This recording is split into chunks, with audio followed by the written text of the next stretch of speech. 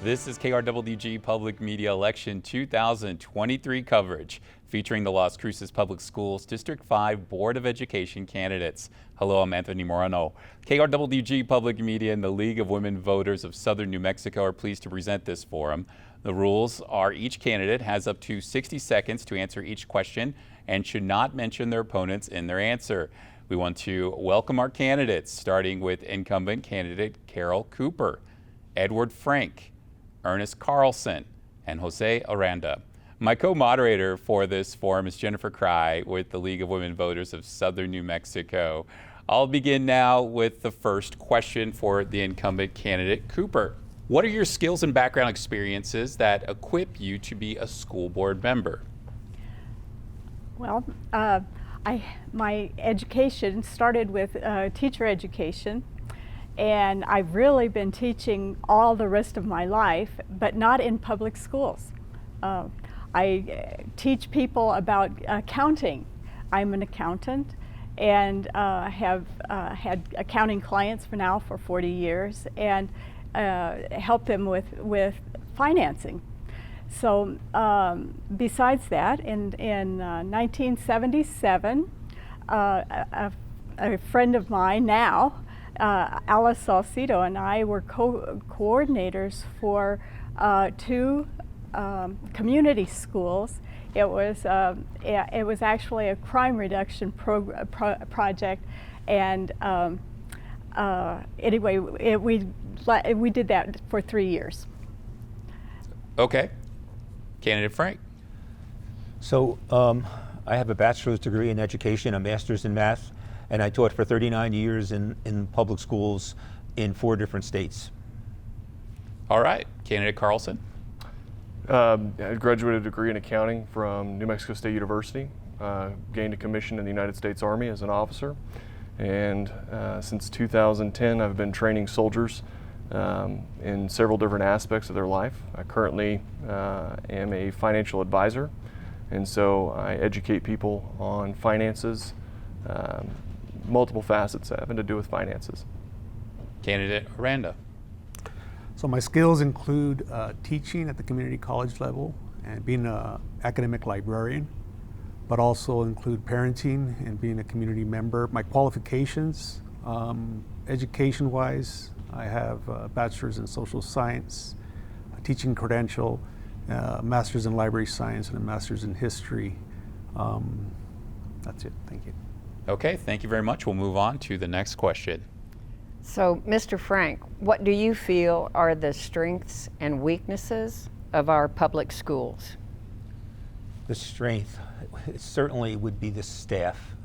I was previously on the school board, and I visited a lot of schools, and every time I was in a building, I was impressed with the expertise and the commitment of our staff.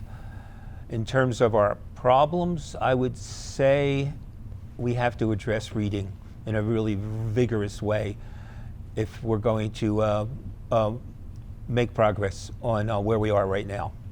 And Mr. Carlson? Yeah, I think I'd agree with that. I think our strength is in our staff. I know several members of the Las Cruces Public Schools. They've done a really excellent job of training kids and teaching kids the way that they've learned and been able to do. I think the weakness, however, is bringing parents into the mixture. I think when parents get involved in their children's education, children tend to do really well in school, and so I feel like that's the main focal point for the weakness. Mr. Aranda? Yes, strength I believe the district has is on the teachers. I think they have an excellent preparation system here in town by NMSU, and it feeds nicely into the district, but also they have talented teachers that they've recruited throughout the region. The weakness, in my opinion, is the lack of leadership, particularly in the superintendent level. It's just, the years that I've lived here, it seems like the superintendent hasn't had a long enough lasting tenure to make the difference I think that's needed. The strengths, I agree, are the strength is with our teachers and administrative staff. Curriculum, and there is very close attention paid to curriculum and what goes on in the classroom. So that's a strength. It's huge. Very dedicated teachers. The weakness, I think, is also the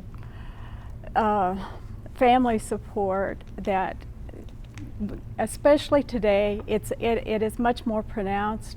There has been disconnection because of families having to work strangely during COVID, and right now we are really paying a price. That family support, family sees to it, parents see to it that children are even in school.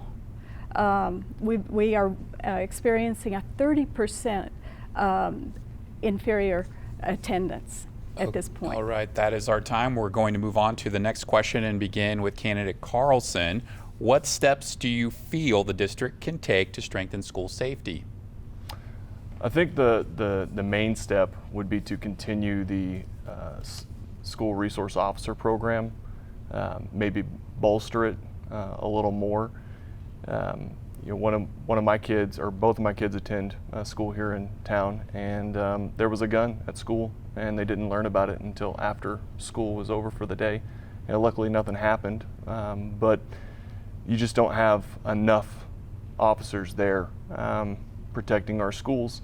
But if you walk downtown to the courthouse, you have about 5 sheriff's deputies guarding the front door. Okay. Candidate Aranda. Yes, I agree. I think every school should have at least a security guard, if not a school resource officer. I think we need to be serious about the safety of our students in our schools, so we need to treat them like we do a bank. I wouldn't mind having gun detection at the entrances or more secure parameters. It may not look pretty, but my value is in the lives inside that building. Candidate Cooper. In addition to the SROs, which I think has been a huge blessing to the district, because they have had connection when connection with families has been lacking, and so that is a huge strength. But the other thing is the culture that has been cultivated. We have been striving to be bully-free, for example.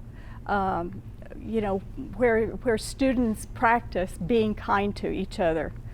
They are conscious of being kind to each other and keeping the level of anger and opportunities for people to get angry and hurt somebody. Our culture may not have much to do with outsiders, but we hope that our SROs All right, help. that is our time. We're going to move on to candidate Frank. So I support having the SROs in the schools. I know there are concerns, but from what I can tell, the research is inconclusive. And when in doubt, I'm always going to err on the side of safety. I think we should have them in there. I know in my own experience, they do most of their time is spent mentoring. And then if you do have an incident, it's certainly handy to have somebody like that there that has that kind of training. When I was on the board, one of the key things that we did was we changed the entranceways into schools. Then I think that has made a huge contribution to school safety and hopefully avert a catastrophe in Las Cruces. Thank you. We're moving on to our next question. Mr. Aranda, can you share your opinion on how transportation services in the district are performing? I have a daughter as a senior in high school, but she was never a bus rider, so I don't.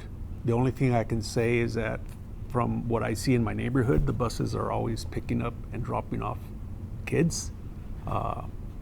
When I grew up, I didn't have that luxury, so I'm grateful for the bus.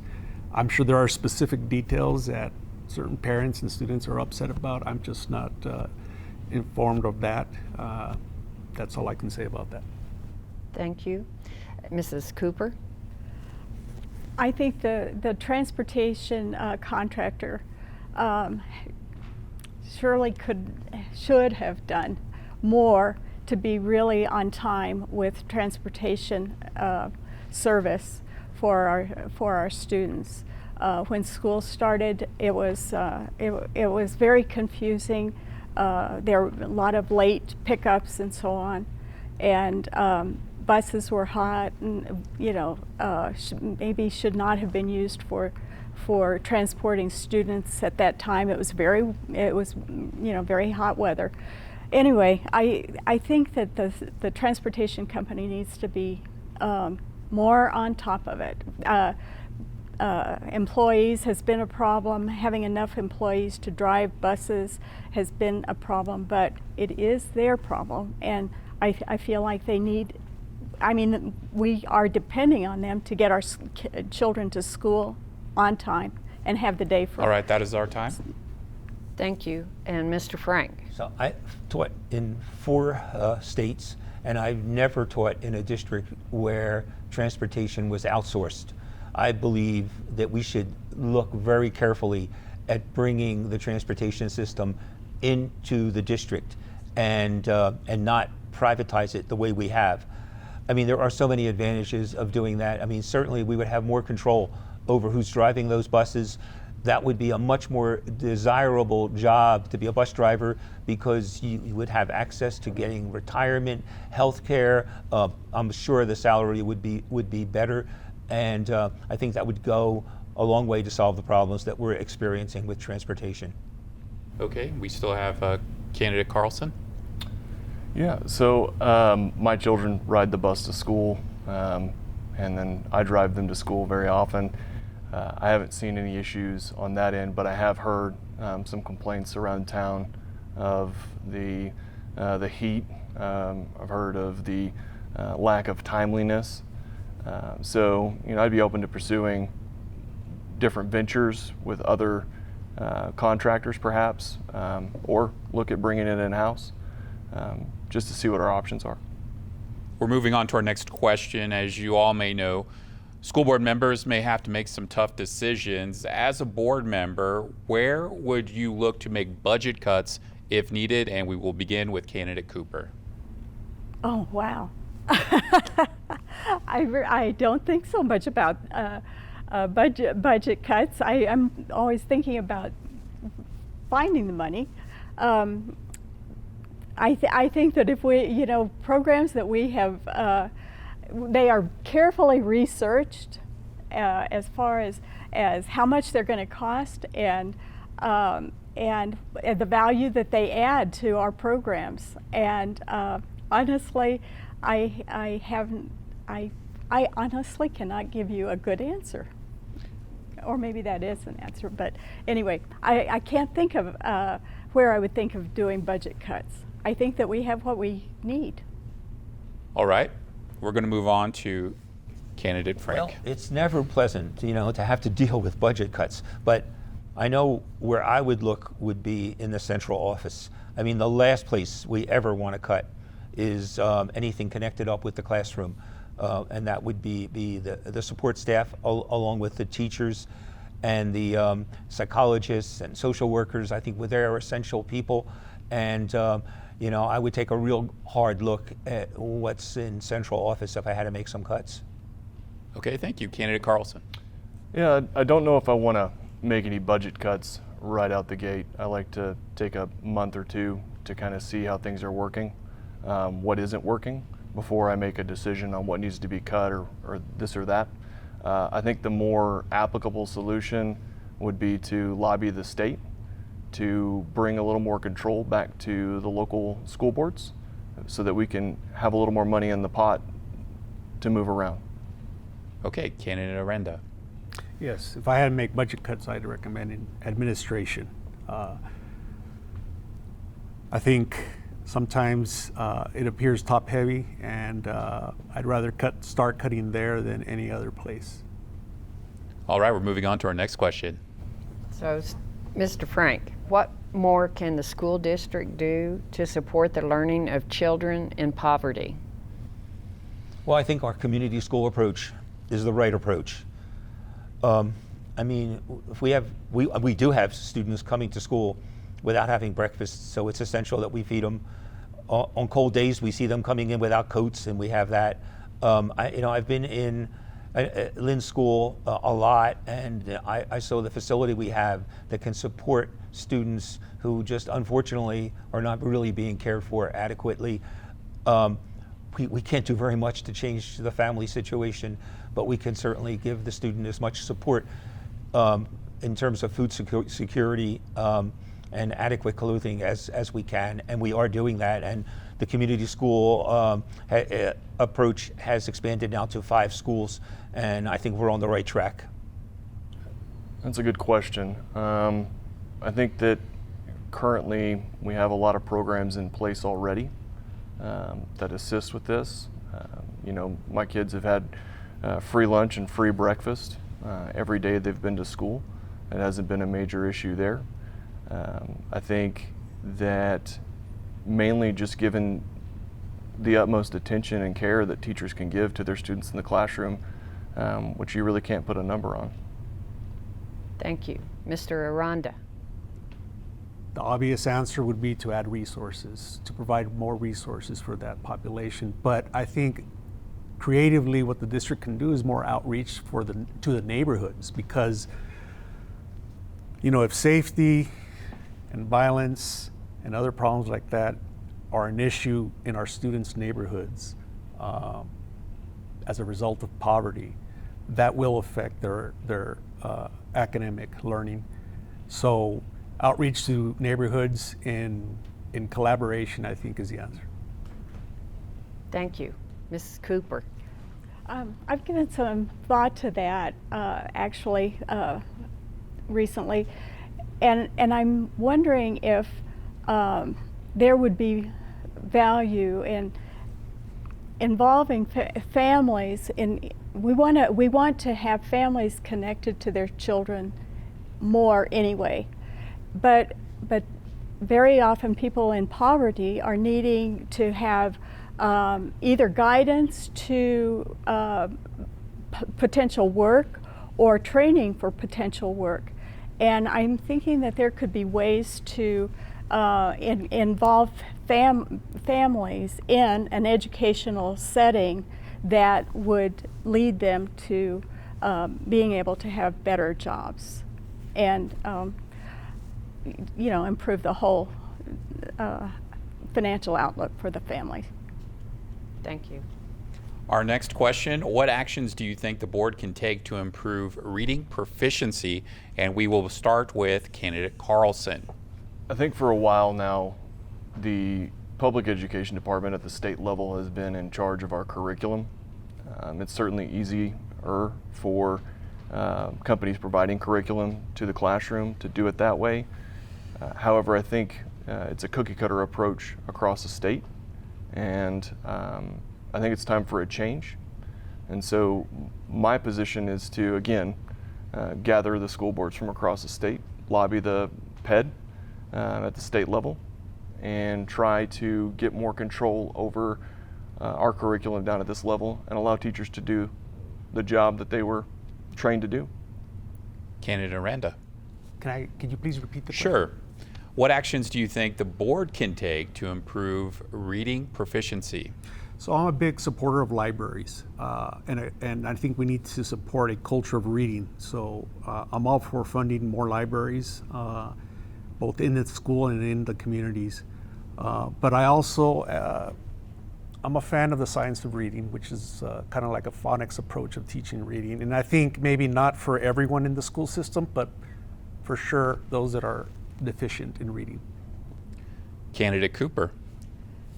I think that we need to, for teachers to insist, not trying to force, but not be satisfied with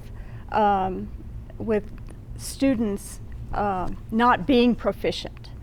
That students who are not demonstrating improvement in reading somehow have extra help, and be sure that they are up to grade level before the end of that grade. I think it needs to be handled right then and there, and or if they discover anything that's physical that's keeping them from reading, but they have to learn. They have to be reading on grade level for so many reasons. Okay, thank you. Candidate Frank. So reading is really the gateway to all learning. So we have to make it the absolute highest priority in the early grades, I guess starting with kindergarten up through about grade 4. So here's what I would do if I had all kinds of power. I would insist that my elementary teachers in those grades diagnose on a regular basis whether their students are reading at grade level. And if they're not, then remediate. And that would mean bringing in a reading expert to work with the teacher and the student and the parents. And I would do that over and over and over. And even at the sacrifice of other subjects, maybe not math though, but maybe even social studies, because once you have the reading under control, then you can get to social studies. So I would make it the absolute highest priority. So I would diagnose and remediate repeatedly in these grades until they're at grade level. All right, we will now move on to our final question. Mr. Aranda, what can the school district do to help improve math literacy? Tackle the fear of math. Again, I think like the culture of reading, there seems to be, in my opinion, a culture of this fear for math, and that's just not right. I mean, it's been documented. Students, and I can attest to, just this dislike, this fear of math. So that would be my main objective. How to do that, I'm not so certain, but I'm sure there are professionals around and experts in that field that I would ask for help. Thank you. Mrs. Cooper. I think that we have changed how math is being taught, certainly since I was a student, and it is very different. And I think that parents do feel totally helpless to help their students because it's new to them too. So again, I think that we maybe need to plan on if we're teaching something new, really new, we need to be teaching parents also so they can support their students. And I think that we should also have advice from the business community who, you can't be hiring somebody who can't add and subtract. All right, that is our time. Oh, it's too bad. Mr. Frank. It's tough when you only have 1 minute. And I mean, I taught math for 39 years. And, we have to overcome this fear thing. So I tried to make it as much fun as possible. I mean, I know it's a serious subject, but it can be made interesting. I think the emphasis has to be on the concepts, but I'm not opposed to a little memorization once in a while. I mean, kids, division, when you divide by 0, it's undefined, but we used to tell the kids underneath, undefined. So it's like little tricks to help them remember some of the concepts, but also I would want to go into the theory. And I think the key is, let's get on the floor, let's be tossed and diced, and let's have fun. And you can teach very serious stuff in a fun way. Thank you. Mr. Carlson. Yeah, so I think first things first, my kids obviously have math now, right? So I've sat down and assisted them with their math problems. The way that I learned it is totally different from the way that they're learning it. And so you separate a generation by doing that. And I don't necessarily agree that that's the route to go. When parents have one way they've learned it, we can move forward and teach our kids that same way, and that should be accepted. The other part of it is we do a lot of practicing for a test throughout the year and not a lot of practical exercises. And this doesn't just have to deal with math, this has to deal with multiple subjects. So I think that we need to go back and focus on teaching how to do these subjects rather than pushing to pass a test. That completes KRWG Public Media's Las Cruces Public Schools Board of Education District 5 Candidate Forum. We want to thank our candidates, Carol Cooper, Edward Frank, Ernest Carlson, and Jose Aranda. We also want to thank our co-host, Jennifer Krwg with the League of Women Voters of Southern New Mexico. I'm Anthony Moreno. Thank you for joining us, and remember, Election Day is Tuesday, November 7th.